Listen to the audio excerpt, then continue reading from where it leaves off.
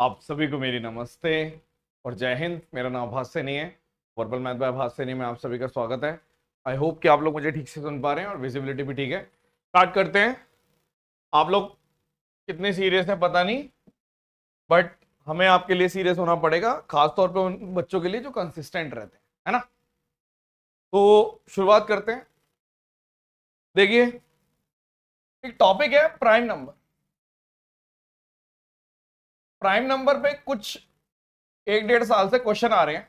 SSC पूछता है, चाहे सीजीएल में ले लो, सीएचएसएल में ले लो, सीपीओ में ले लो, सिलेक्शन पोस्ट में ले लो, किसी भी एग्जाम में देख लो, आपको प्राइम नंबर का एक आध क्वेश्चन मिल जाएगा बेसिक सा। तो आपको कितनी इंफॉर्मेशन होनी चाहिए प्राइम नंबर की, छोटा सा वार्म अप करा रहा हूं, फिर क्वेश्चन दूंगा, ठीक है। देखो, प्राइम नंबर में सबसे पहले आपको ये जान लेना है कि प्राइम नंबर, सबसे पहला प्राइम नंबर होता है 2, फिर 3, फिर 5 और ऐसे।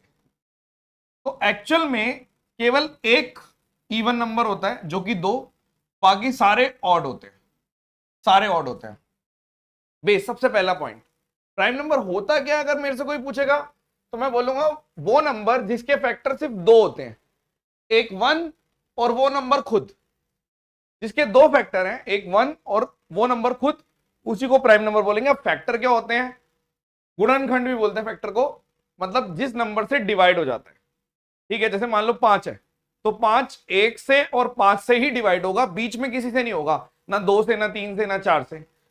7 की बात करें तो वो 1 से और 7 से ही होगा, ना 2 से, ना 3 से, ऐसे करके। तो वो प्राइम नंबर होते हैं, ठीक है। जैसे छोटा, सबसे छोटा प्राइम नंबर है 2, यानी कि इवन।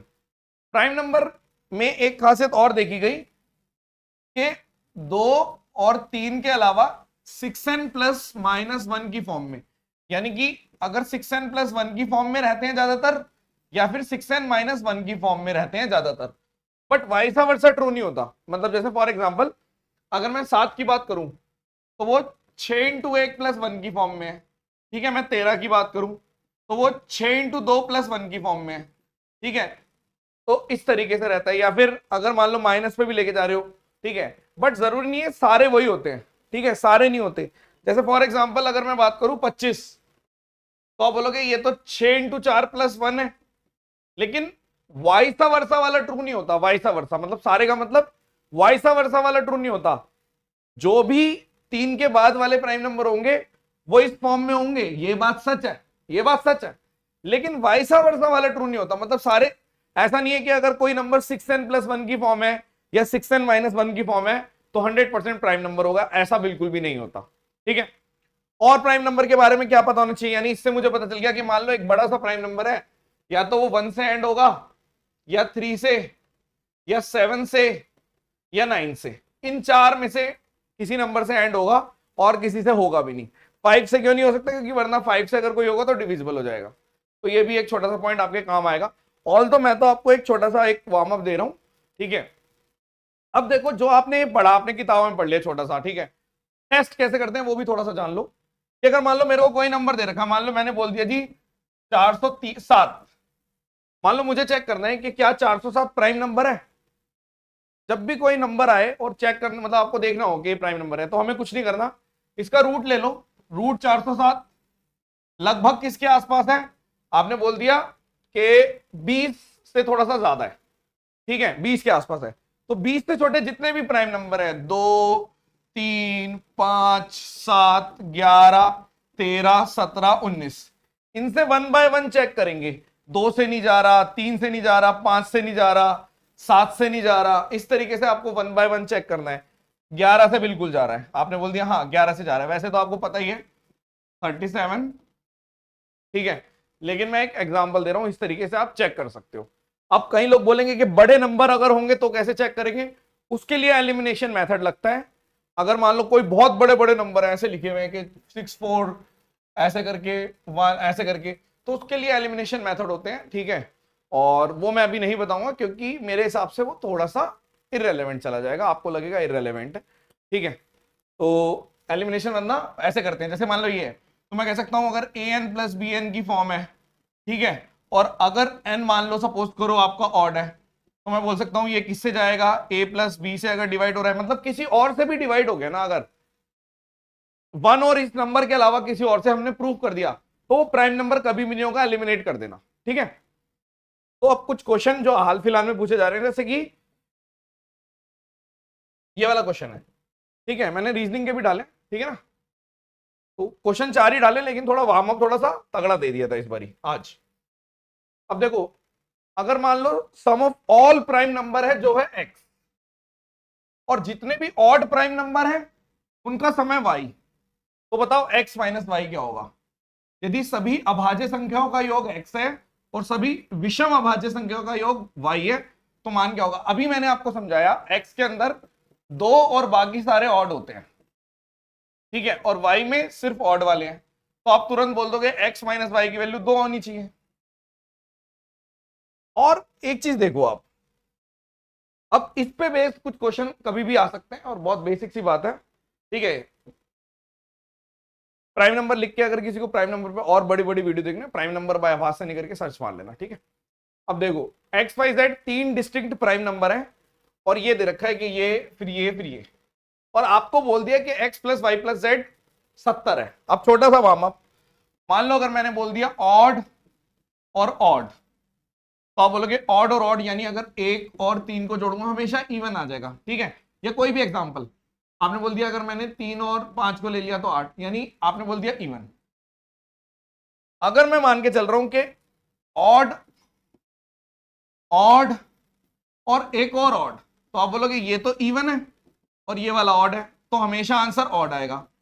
यानी आप समझ गए, अगर आपने 3 नंबर जोड़े हैं और सारे अलग अलग प्राइम नंबर हैं, तो अगर मैंने कर दिया कि लेट एक्स वाई जेड सारे ऑड प्राइम नंबर होते, तो जो x plus Y plus Z होता वो ऑड आता ना, यानी कि जो मैंने ये लेट किया है ना, मेरी अजम्पशन रॉन्ग है, जो मैं सोच रहा हूं वो गलत सोच रहा हूं, यही मतलब हुआ।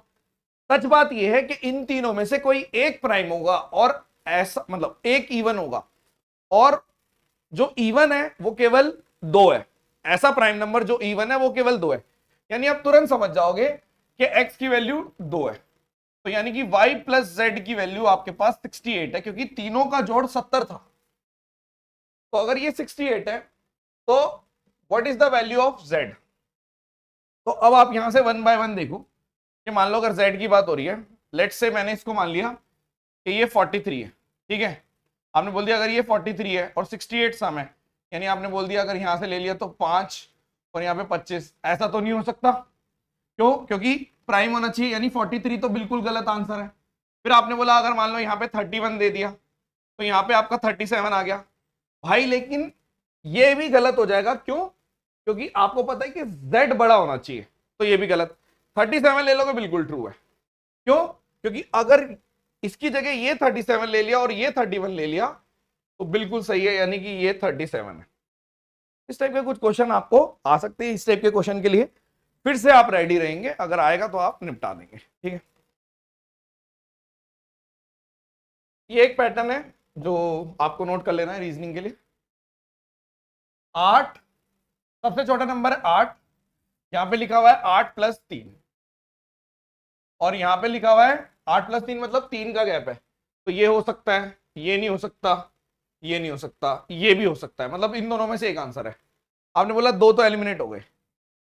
अब 50 है, मतलब आपके माइंड में 2 चीजें आएंगी कि 8 सत्तू 56 प्लस 1, क्या पता ये हो। तो अगर ऐसा है तो 15 सत्ते 105 नहीं हो सकता, 12 सत्ते 84 तब भी नहीं, यानी कि ये गलत सोच रहे हैं हम, ये नहीं है। फिर आपने बोला 8 से ही डिनोट अगर करें तो 8 6 48 प्लस 9, अब ये देख लेते हैं कि इंटू 6 प्लस 9 है, तो 15 6 90, ये नहीं हो सकता। 12 6 बात ये है, यानी कि यहां पे 12 है, यहां पे 12 प्लस 3 है, और यहां पे 12 इंटू 6 प्लस 9। सिंपल नोट कर लो बस, ये पैटर्न तो रीजनिंग के इसलिए दे रहे हैं ताकि आप ये नोट कर लें, ठीक है। नोट करते हुए चलो, जितनी आपको कॉपी बना लेनी है बार बार रिवाइज कर लेना है वो पैटर्न, वरना रीजनिंग में पैटर्न आपको डिकोड नहीं कर पाओगे, अगर आपने देखा होगा पहले तभी डिकोड कर पाओगे।